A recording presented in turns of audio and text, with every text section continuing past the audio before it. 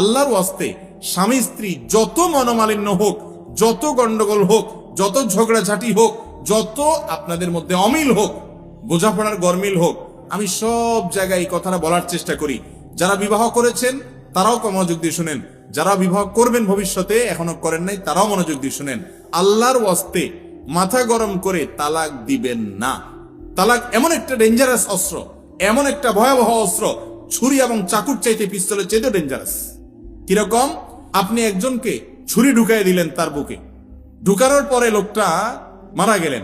এখন আপনি জিব্বা কামড়ায় বলছেন, ও সরি, আমি আসলে বুঝতে পারিনি। এতে কি লোকটা জীবিত হবে? ঠিক একই ভাবে আপনার স্ত্রীকে রাগের মধ্যে মাথা গরম করে আপনি তালাক দিয়ে দিলেন। অনেক লোক ফতোয়া দেয়, যারা আলেম তো না, অনেক সময় মুসলমান কিনা সন্দেহ, তারা ফতোয়া দেয় রাগের মাথায় তালাক দিলে কি হয় না? তালাক হয় না। আমি বলি, তালাক কি কেউ মহব্বত করতে করতে দেয়?